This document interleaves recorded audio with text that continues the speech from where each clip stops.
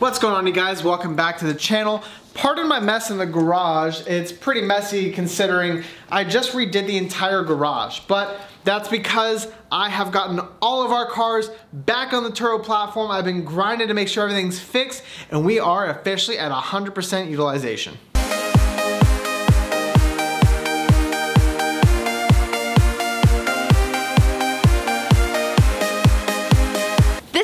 One of the very few times over the last 4 years, and probably the only time over the last year, where 100% of our cars are able to be rented out, meaning none of them are being repaired, and all of them are currently going out on rentals. So that's a pretty big feat. But we don't expect that to last. Cars break, and that's why I'm here to fix them. And of course, this doesn't include our Maserati Ghibli, which we just learned the final fate of. Yeah. But first, let's go run some errands. Our Maserati. Maserati, we miss you. Primo parking, still about 300 feet away. A little longer than a few minutes later. Sam's didn't have what we needed. Speak for yourself. They had what I needed. Aren't we supposed to be on a diet? Lay off me, I'm starving! So as many of you know, or don't know, our 2015 Maserati Ghibli had been involved in a pretty serious accident while on a rental roughly 6 weeks ago. So basically, to break it down in a very shortened version, a kid was doing right about 122 miles an hour, lost control, smacked a guardrail on the front right wheel, and did some pretty serious damage to the vehicle. Now, over the last 6 weeks, we've been dealing with getting this car evaluated, trying to figure out if it was totaled, if it wasn't totaled, and if it was totaled, how much we'd get paid out. And the process has been a little bit difficult. Whenever the accident first happened, Turo thought that it might be totaled, but then they got the car evaluated by their insurance partner who said that it wasn't totaled. So then we took the car to a separate shop and they deemed once again that it was totaled. So then that gives us to the final verdict of... it's totaled! The Maserati is officially totaled. Now, don't get me wrong, I'm not excited that our Maserati is totaled. I'm actually pretty upset about it, but I'm happy that we have an answer whether or not we're going to be getting our Maserati back or not. Which brings me to our next task. What's our next task?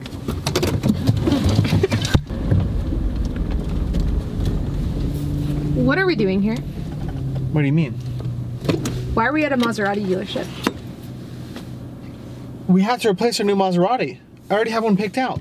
No, you don't. Yeah, I do. No, you don't. I'm already pre-approved. We actually aren't getting a new Maserati, but... yet. We'll have to see. But let's now dig into the numbers of how much Turo paid us versus how much we actually owed on the Maserati. But to do that, let's go back to where all of this started about 6 months ago.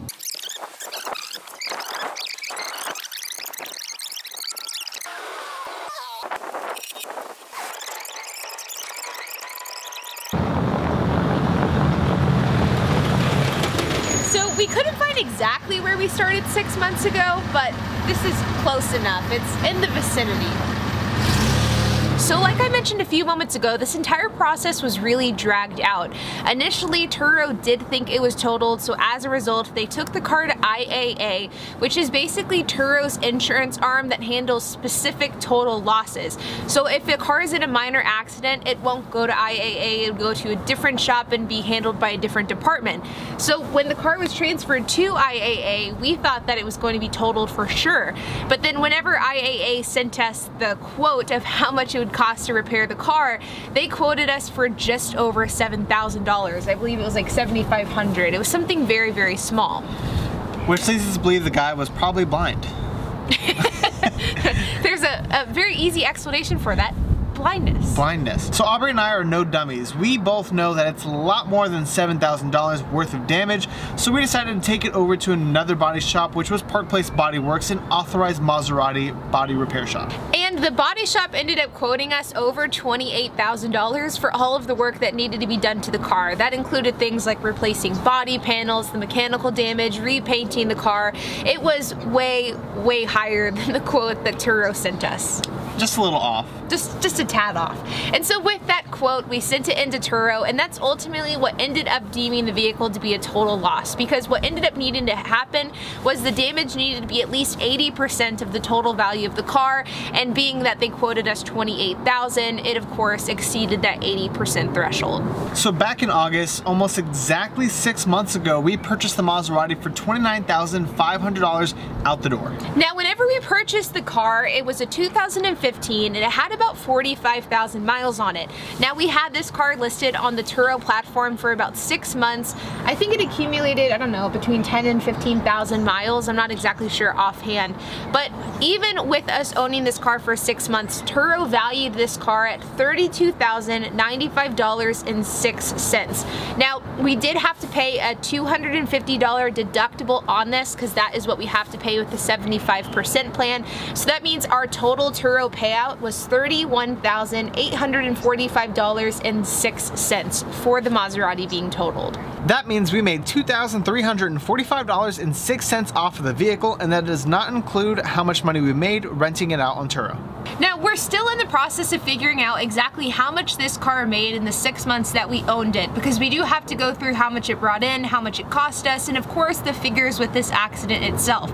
We're also still adding up the numbers of which cars did better in this 6-month experiment that we laid out over the summer. Our 5 low-end economy cars or this 1 high-end luxury car. And so the verdict is definitely out whenever it comes to the performance of this experiment that we set. But really, I think that the Maserati is a perfect example of, regardless of what types of cars you buy, whether you go for low-end economy like HP and I, whether you go for middle class like middle-of-the-line vehicles, or if you go for high-end luxury, the most important thing that you do is to buy below market value. Because if something happens like what happened with our Maserati, you can actually stand to make money exactly like we did. So ultimately that begs the question, are we going to replace our Maserati with another Maserati? And this is something that I know we both feel really conflicted with. The Maserati was good to own, and it did better than I anticipated on Turo. But I think that from a host perspective, it ended up putting us in a lot of situations I wasn't super comfortable with, because guests were simply reckless with the car. So one of the things that HP and I talked about is the idea of getting another type of cool car that maybe doesn't foster the same reckless behavior that a Maserati does. So for example, going with a classic car. Like a 1969 Mustang. Or going with maybe a high-end luxury SUV. A Lincoln Navigator? Or potentially a luxury car that maybe just doesn't foster speeding the same way a Maserati does. Like a big body Bentley. So those are some of the things that we've kind of thrown out there. At the end of the day, the Maserati was a really cool experience. I was super impressed with the car when we owned it, and the fact that we were able to own a Maserati, not only for free, but we were able to make money from owning one too. This is an experience that I think was super successful, but do we want to roll the dice on the same experience again? I think that's a hard pass. And cut. Nice. Alright, let's get out of here. I'm gonna miss that Maserati. You know someone's gonna get pied in the next video, right? You mean someone as in you? No, you're definitely gonna get pied, I guarantee it. HP, I run our numbers.